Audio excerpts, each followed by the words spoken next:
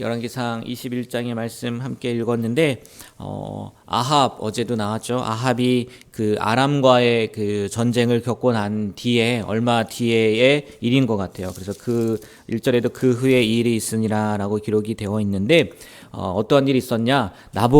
나봇이라는 그 사람의 그 포도원이 왕궁 옆에 있었다는 거죠. 그래서 그걸 갖고 싶었어요. 근데 오늘 말씀에도 나오지만 그 나봇이 하나님께서 주신 기업인데 어떻게 왕이라 할지라도 팔 수 있겠냐. 그러니까 율법에 충실한 거고 이 나봇은 하나님의 뜻을 지키려고 했던 사람이에요. 그렇지 않습니까? 왕이 달라고 하는데 한 나라의 왕이 그럼에도 불구하고 아마 뭐 후하게 쳐졌을 수도 있을 것 같은데 팔지 않았다. 다른 게 아니거든요. 그 안에 그 나봇에게는 그래도 신앙이 있었고 또 하나님 율법을 지켜야 된다는 마음이 있었던 것 같아요. 근데 그걸 팔지 않으려고 하니까 이세벨 아합의 아내 이세벨이 거짓 증인을 세워서 하나님을 저주했다고 하고 그 나봇을 죽게 만들고 결국은 그 포도원을 차지하지 않습니까? 때문에 하나님께서 엘리야를 보내서 아합과 이세벨의 그 최후에 대해서 예언을 해요. 그러니까 이 아합이 회개를 합니다. 대단한 것 같아요.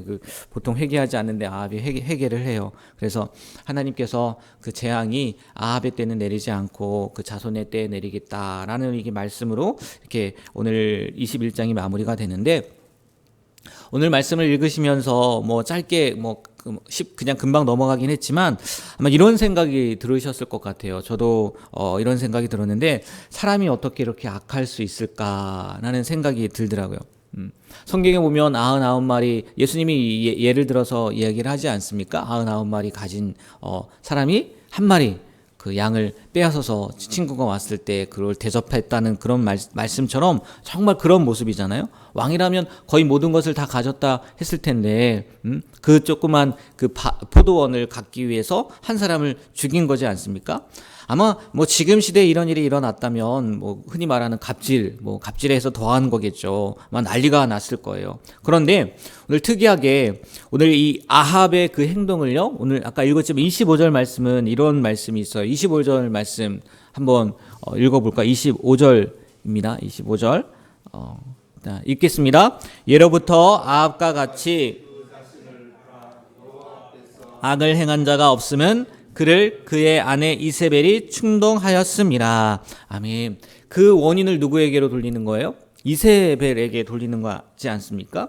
성경이 웬만해서는 다른 사람 탓을 하지는 않을 텐데 아합은 그럴 수밖에 없었나 봐요.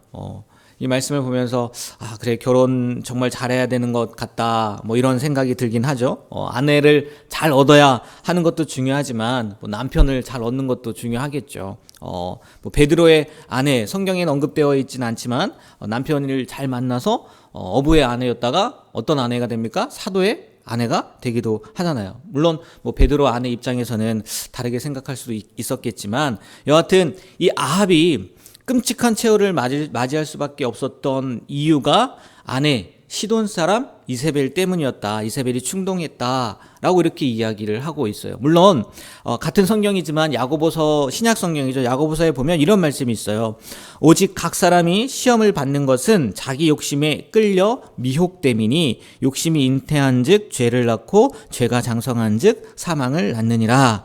라고 이렇게 말씀하듯이 시험을 받는 것은 결국 누구 욕심 때문이라고요? 자기 욕심 때문이라는 거예요. 그러니까 이 아합의 욕심과 맞물려서 이세벨이 그 욕심에 불을 지폈다라고 생각을 할 수 있겠죠. 그래서 만남의 축복. 뭐 저도 축복 기도할 때 우리 자녀들 뭐 기도할 때도 마찬가지고 우리 성도님들 위해서 기도할 때도 만남의 축복에 대해서 꼭 기도를 하지 않습니까? 뭐 이미 나는 그런 만남의 축복이 지나갔어라는 분은 안 계실 것 같아요. 그죠? 다 만남의 축복을 그렇죠? 네, 다 만남의 축복을 갖고 계신 분이라고 생각을 하는데 혹 그렇지 않다 할지라도요. 제일 중요한 거는 누구겠어요? 나죠, 나. 네, 본인이 제일 중요해요. 어떤 사람을 만나든 그리고 그가 어떠한 사람과 살든 하나님 안에서 굳건히 서 있다면 그 사람에게 영향을 받기보다 어쩌면 영향을 주는 삶을 살 수도 있다는 거죠. 그렇지 않습니까? 물론 저도 그랬던 것 같은데 목사님들 가운데 이런 설교를 많이 하거든. 이런 예화를 설교가 아니죠. 이런 예화를 많이 들어요. 그 재확산성이라고 해가지고 이 사과 상자가 있는데 거기에 썩은 사과가 하나가 있고 나머지는 다 성한 사과, 다 괜찮은 사과면은 나중에 어떻게 됩니까?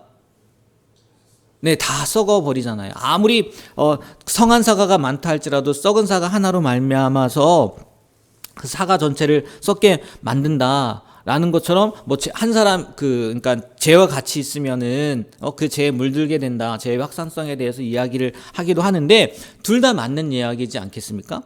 첫 번째 이야기는 우리가 세상에서 소금과 빛의 역할을 하는 적극성, 영향을 끼치며 사는, 영향을 받는 것이 아니라 적극적인 삶을 이야기한다면 두 번째 그 사과 이야기에는 죄에 물들지 않으려는 소극적인 삶, 뭐 그런 모습을 이야기하는 건데 어느 것이 좋고 나쁜 것인지는 판단할 수 없지만 제일 중요한 건 뭐냐면 하나님께서 섞여 살게 하셨다면, 네? 하나님께서 그 안에 살게 하셨다면 영향을 받는 삶보다는 무슨 삶을 살아야 되는 거겠어요? 영향을 주는 삶, 영향을 끼치는 삶을 사는 게 중요하다는 거죠. 그러니까 아합이 지금 이세벨과 함께 살지만 어떻게 해야 되는 거예요? 영향을 받기보다는 영향을 주는 삶을 살아야 했겠죠. 우리도 마찬가지라는 거예요. 우리도. 하나님께서 이 악한 세상 가운데 섞여 살게 했다면 물론 때로는 하나님이 그곳에서 끄집어낼 수도 있겠죠.